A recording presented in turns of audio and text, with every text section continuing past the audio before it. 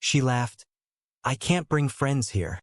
I replied, don't worry, you won't be coming either. The lease renewed without her, the walls got painted, and so did my outlook. Guests appreciate respect more than marble. I hosted peace instead. I'm Ryan, 29, help desk tech in Denver. Badge clipped to a flannel most days. The guy who resets your SSO at 7:02 a.m. My one bedroom is a clean rectangle off Spear. Older building, radiator ticks, laminate that pretends it's maple. Paid in full. No debt, no granite. Couch from a warehouse liquidation. Coffee table I sanded myself. Plants that tolerate neglect.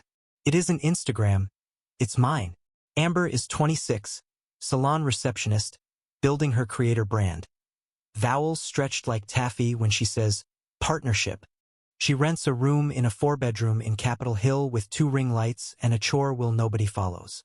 For 8 months, I've covered most dinners, $60, $90, and rideshares, $18, $28 each way, plus networking tickets that were really $45 drink lines. I called it investing in us. She called it momentum. Saturday brunch turns the drift into a shove.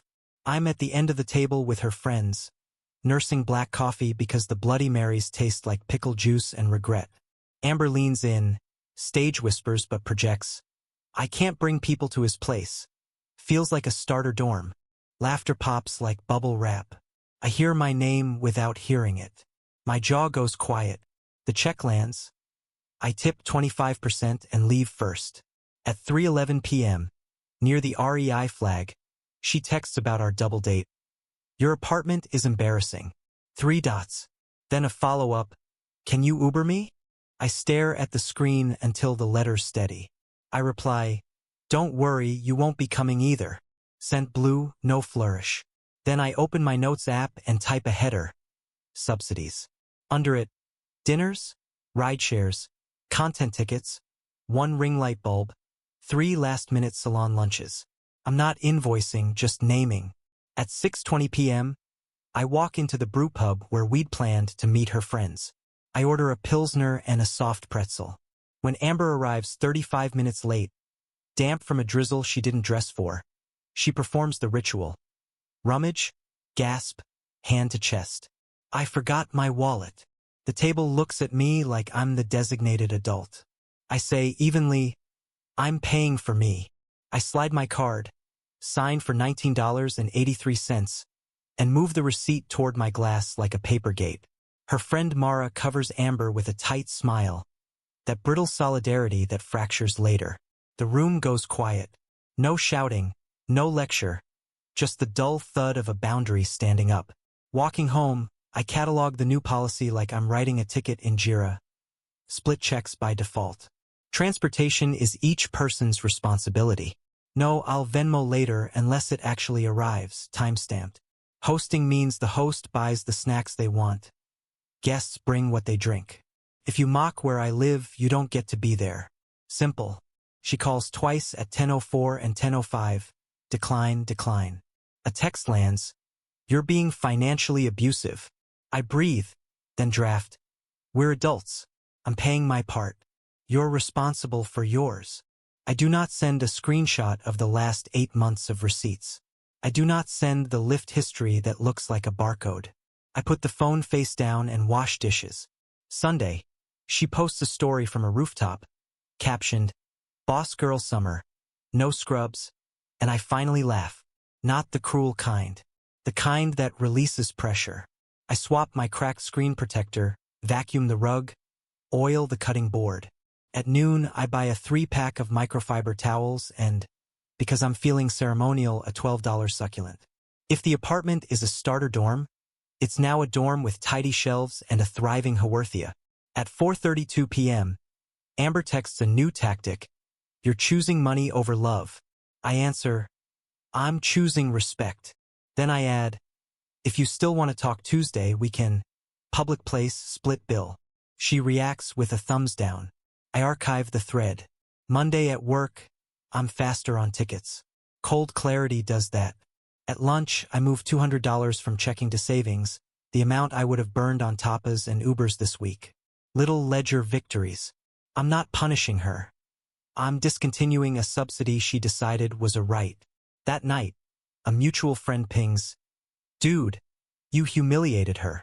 I type, "I paid for my meal." He replies, "What's yours is hers." I answer, "What's mine is mine. What's hers is hers. That's the rule." Typing dots, then silence. First line drawn. Not dramatic. Just ink on paper, straight as a level. We meet at a coffee shop because fluorescent truth hits cleaner in daylight. I arrive on time, pick a two-top near the window, and order a plain drip. Amber is 20 minutes late and breezes in like the room was holding its breath for her. She does the slow scan of the menu, then the slower glance at me. I don't move. She orders a water and lets the silence do push-ups. "Boyfriends provide," she says finally, chin tilted like a hinge. "My ex never made me pay." "Respect isn't a subscription," I answer. I sip. The cup is hot, steady, honest. She smiles into her straw. "So you're choosing austerity?" She loves a vocabulary word when it flatters her thesis. "I'm choosing equals." I slide my phone face down so she sees the boundary, not the notifications. She pivots to public pressure in under 3 minutes. Her thumbs blur. A group chat screenshot pops to my screen via a mutual. Amber typing, "Ladies, what do you do when a man refuses basic provider energy?" Replies pile up like foam. "Dump him. Raise your standards. He's broke." A blue bubble I recognize. Mara writes, "Didn't he take you to that steakhouse for your birthday?" The message is deleted in 60 seconds. The screenshot already exists. Then comes an Instagram story. Black text on beige. "Ladies, beware broke men who weaponize boundaries. He made me take the bus." I hear the bus in my head. Squealing brakes. A driver who greets everyone by name. The horror. My phone rings. Unknown number. I let it go to voicemail. Then it rings again. Amber's mother? Brisk. Midwest vowels sharpened. I answer because curiosity wins. "A real man pays," she says, "no hello. Upgrade your place if you want a real woman." "Ma'am," I say, "I'm not interviewing for a subscription service." I thank her for the call and decline further coaching. She tries again. "Think of the optics." I hang up before I start speaking in invoices. I block both numbers. Takes 3 taps, all of them merciful. That night, I get a DM from a roommate I've met once. "Lauren, the one who labels the fridge shelves with masking tape. I shouldn't get involved." It starts, then gets involved. Amber's 2 months behind on utilities. She's telling the house you always help with bills. I exhale through my nose. The file name writes itself. Narrative versus ledger. "Thanks for the heads up," I reply. I don't. I update my stance like a changelog. Version 1.2. No rides. No for exposure dinners. No covert subsidies dressed as emergencies. Split checks always. Decline guilt. Document interactions. Keep receipts, literal and figurative. I move $60, the usual, let me just grab my nails money, into savings labeled Respect Fund. Amber texts at 10:41 p.m. "You're embarrassing me publicly." I answer, "I'm declining to sponsor you privately." Read. No reply. A beat. Then a screenshot of my couch with the caption, "Where romance goes to die." I laugh because the couch is fine and so am I. I turn off story notifications. Tuesday at lunch, I eat a turkey sandwich at my desk and clear tickets with a rhythm I wish I'd found earlier. Cold clarity is a performance enhancer. My boss swings by, asks if I want to join a vendor call. I say yes. I jot 3 smart questions. Small wins stack like coasters. Amber's pressure campaign escalates to the peanut gallery. A mutual texts, "Dude, optics." I send 1 line, "Private respect beats public optics." He thumbs ups, which is the text equivalent of a shrug. In the evening, I walk past the steakhouse where we did her birthday. $2.12 with tip. She cried at the dessert sparkler. We kissed on the sidewalk. The street smelled like thyme and rain. I let the memory exist without renting it a room. I go home, wipe the counters, and scan the utilities I actually pay. electric, internet. None show her name. At 9:03 p.m., Amber sends a voice note, 3 minutes of soft focus rationale. It's not about money. It's about feeling cherished. Providing is love. I type, delete, type again. Providing isn't love. Respect is love. Partnership is love. I hit send. She reacts with a laugh emoji, then a prayer hands. Mixed messages, mixed metaphors. Before bed, I set a reminder, stop explaining. The point isn't to win a debate in her comments. The point is to stop participating in a system where I am the quiet donor and the loud villain. I choose quiet over performance. I choose receipts over applause. I set my phone on Do Not Disturb and sleep without the hum of obligation. Lunch hour, lobby turnstiles, badge beeps like a metronome. I'm halfway to the deli when Amber steps out from behind a ficus wearing full glam and the smile she uses on brand reps. I forgive you, she announces, like there's an audience. Let's make a timeline to move into a real high-rise. 60 days to tour, 90 to sign.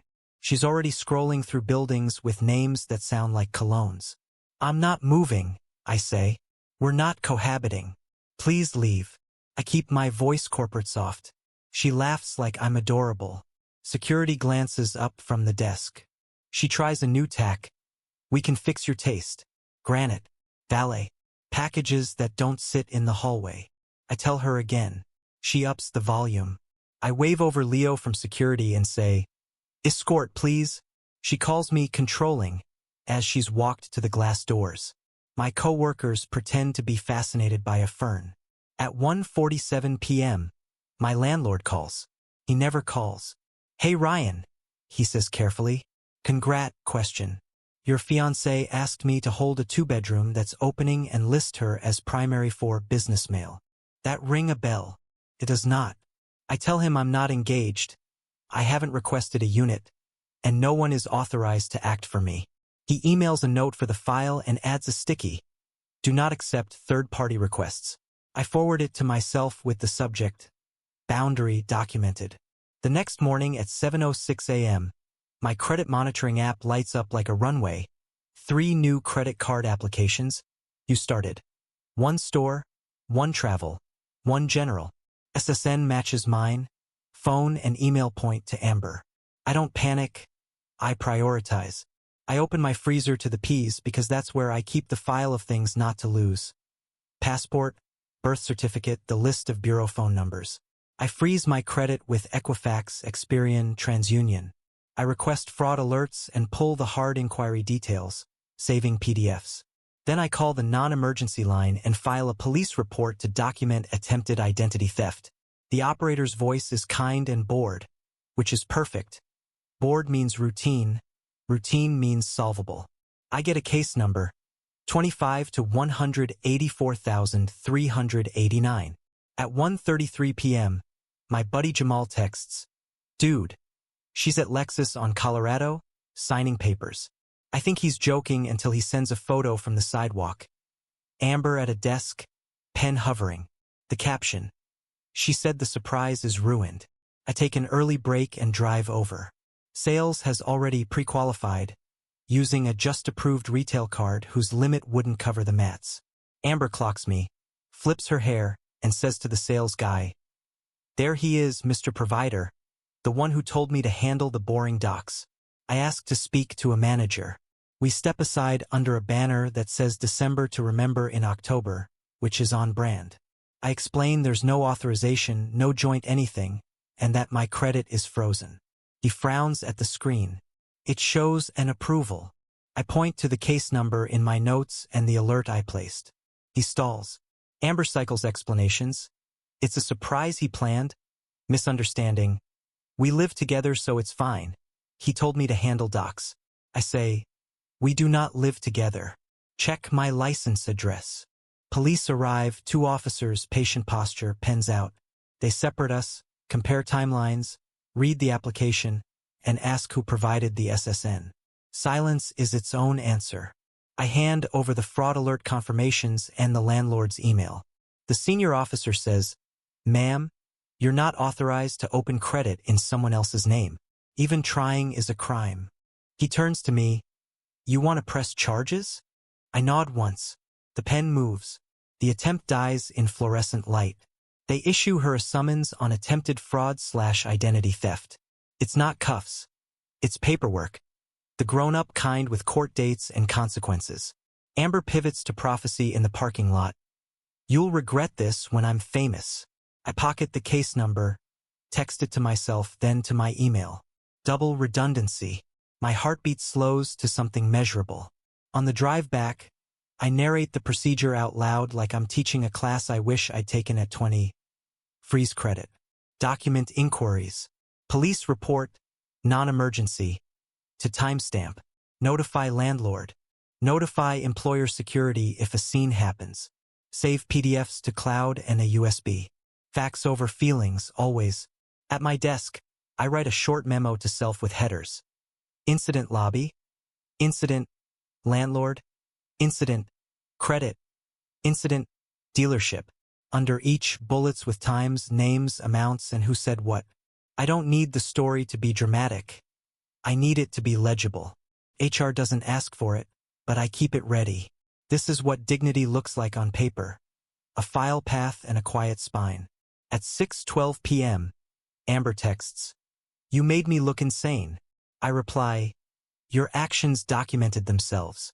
Read. No response. I set another reminder. Replace locks? Already done. Replace patterns? In progress. The evening air through my cracked window smells like rain and copy paper. I cook pasta, shred a little Parmesan, and eat while the city hums along without me in its drama. County holds time like wet cement. Slow, heavy, setting around your shoes. Amber spends 2 nights there before her mom pieces together bail with a credit union cashier's check and a favor from a church friend. I learn this from the jail roster and a terse voicemail. Happy now. I don't answer. I iron a shirt, print my timeline, and bring a folder that clacks with sheet protectors. Arraignment is fluorescent and humming. Her public-facing lawyer, sharp suit, tired eyes, opens with a thesis I can't believe is real. I established financial support, then abruptly withdrew it, creating such emotional distress that desperate actions followed. He says the words, boyfriend duty. He says context of care.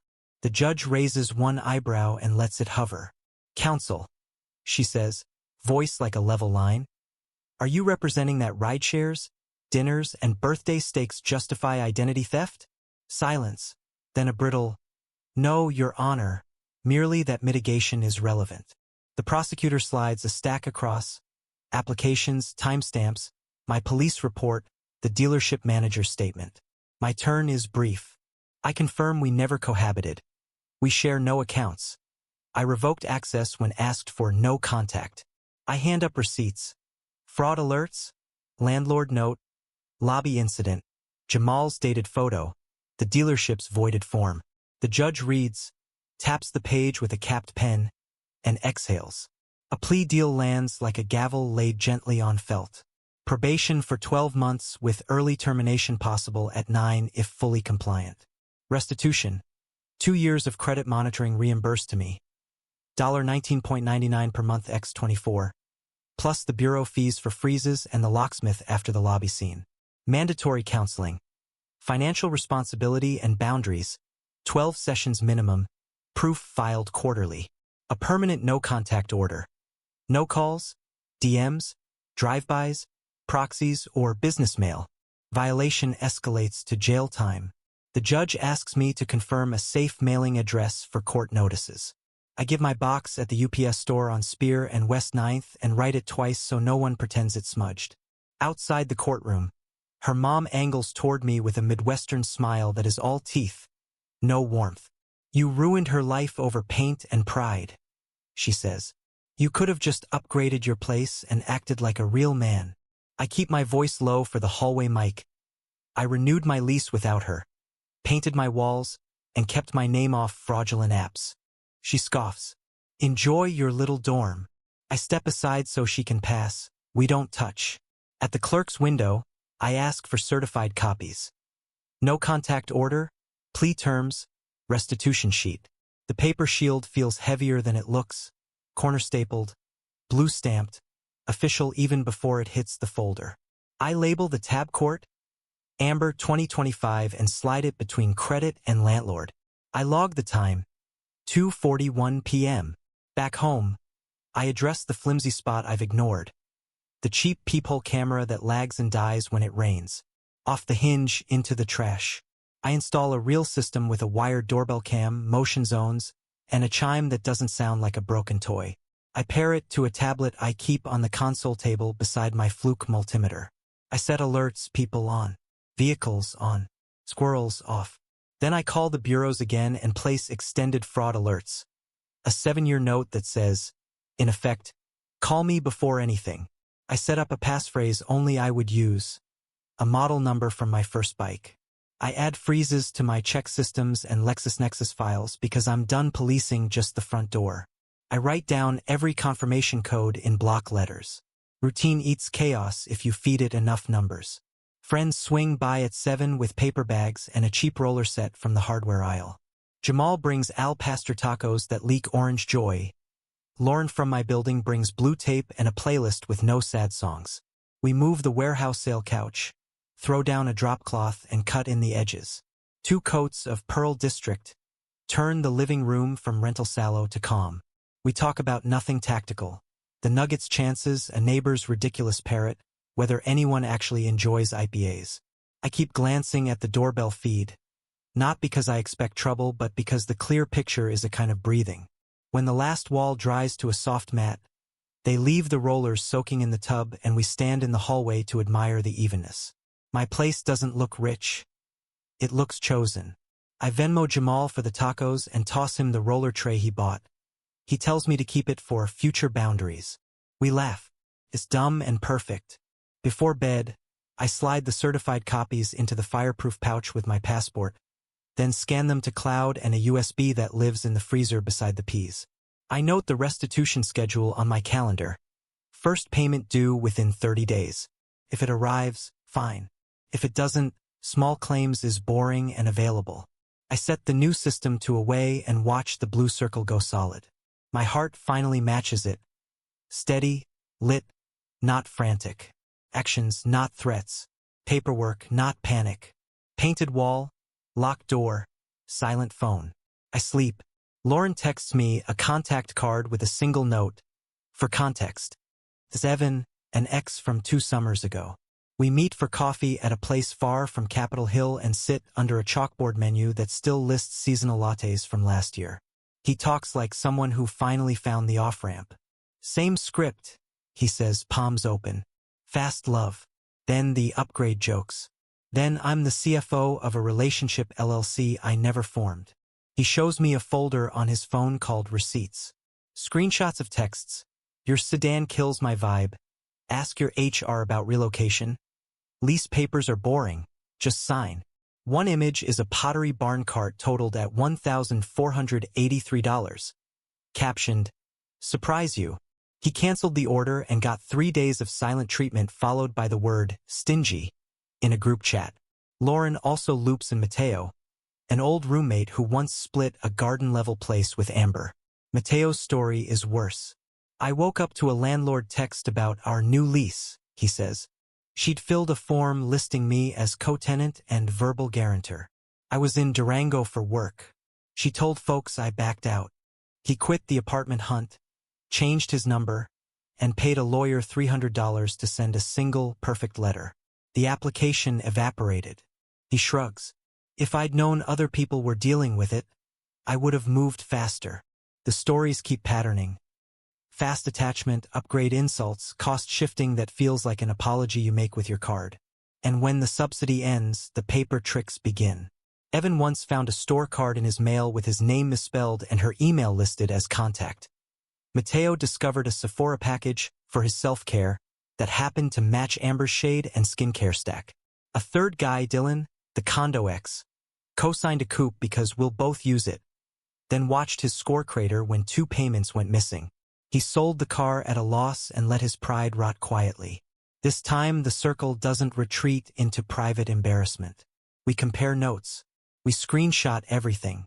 Lauren starts a shared album titled Ledger, and the thumbnails look like a crime scene made of bubble fonts. Checkout pages, draft leases, a DM where Amber writes, "Just put me as primary, brand mail." Someone uploads a photo of a whiteboard from her house. Content calendar, collabs, hashtag gifted. On the side, a wish list, milk frother, velvet bench, hotel robe.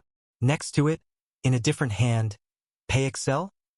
I don't want to be the guy who organizes an opposition. I also don't want to pretend we're isolated incidents. So we agree to a rule. No pylons, no tagging brands, no campaigns. Just documentation and boundaries. If asked, we answer with facts. If not, we live our lives.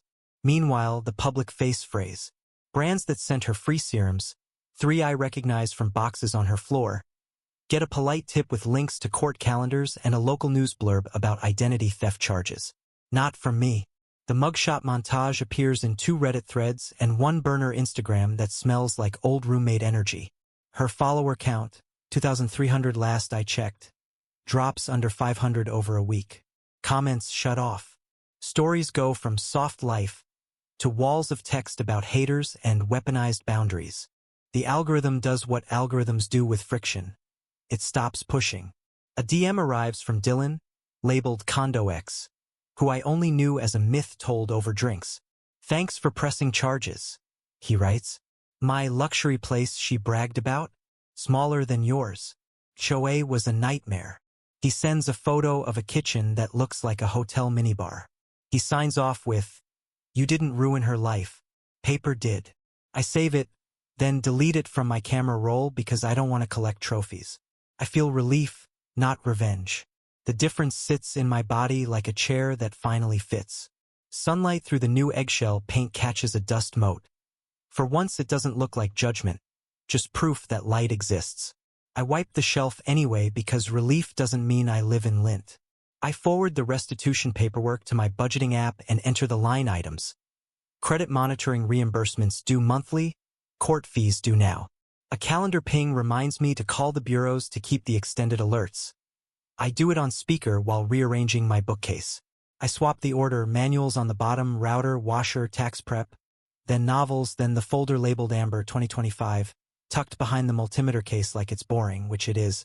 I push the couch 6 inches to the left to center it under the window. The room clicks into place. At dusk, I walk to the river path with a to-go cup and no agenda. I pass a yoga group doing slow sun salutations. I pass a dad teaching a kid to ride without training wheels, hand hovering near the seat, the exact distance between trust and rescue. My phone vibrates once with a message from an unknown.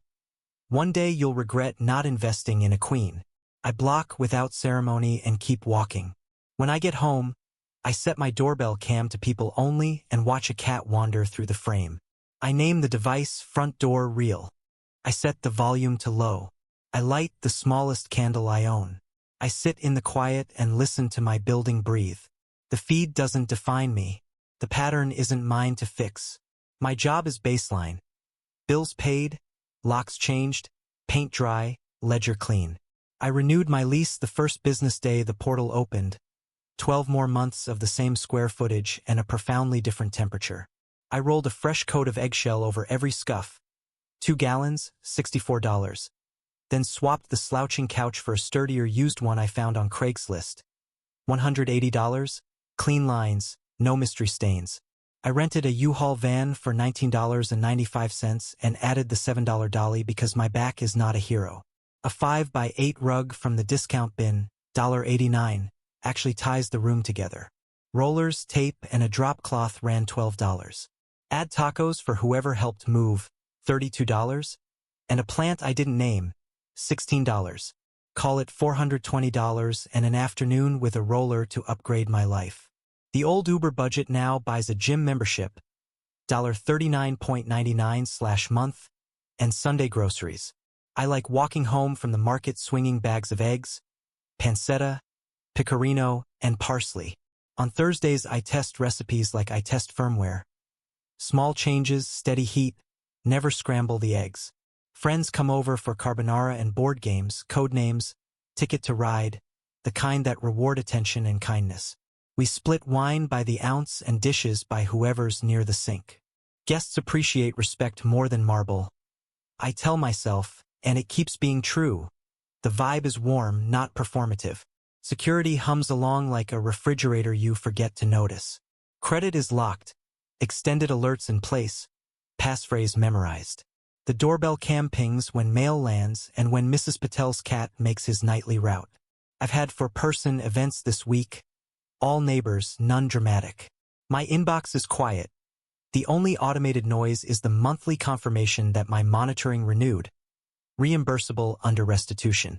I file each receipt in the civil, amber folder, subfolder ledger.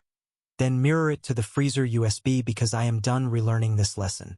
Casey, friend of a friend who knows how to think like a spreadsheet, swings by with a PDF she compiled for future victims, a neutral template titled, "If someone tries to use your name, steps, links, numbers."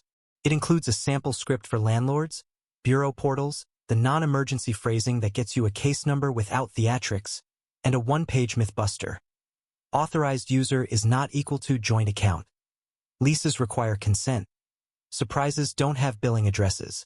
We print 2 copies and drink seltzers while the printer complains about low toner. Afterward, we grab tacos. She insists on her own lift and splitting the check in even halves, tip included. It's not a test. It's relief shaped like manners. On the stoop, we look in at the freshly painted walls and the couch that doesn't apologize for itself. "It looks like you," Casey says. I grin. "I hosted peace instead." She laughs, then pockets her receipt like a person who respects both math and time. News filters in sideways. Amber takes the plea, starts probation, moves back with her mom while the court monitors the monthly boxes on a form. Her feed goes private. A few mutuals unfollow to reclaim their home screens. A brand issues a soft statement about values. Someone posts a thread about restorative justice and boundaries. I don't engage because the internet is not my judge. My judge wore black and stamped dates. I'm not keeping score. I'm keeping house. The junk drawer has batteries and a tape measure instead of expired coupons and a mystery key. The freezer holds actual peas plus the fireproof pouch. The bookshelf has manuals on the bottom, novels in the middle, and a blue binder labeled life support where the chaos used to live. When the doorbell chimes, it's friends with board games or packages I ordered on purpose. When the sun hits the eggshell at 9:12 a.m., dust floats like harmless proof that living creates particles. A Saturday passes without a single boundary test. I jog the river path, lift light, buy a lemon, and call my sister just to hear a voice that never invoices. In the evening, Jamal beats me twice at codenames, then insists I take the last slice. He sets his glass on a coaster without being asked. We talk about the nuggets, the neighbor's dramatic parrot, and how small fixes compound. Same city, he says, looking around. Same square footage. I nod. Brand new outlook.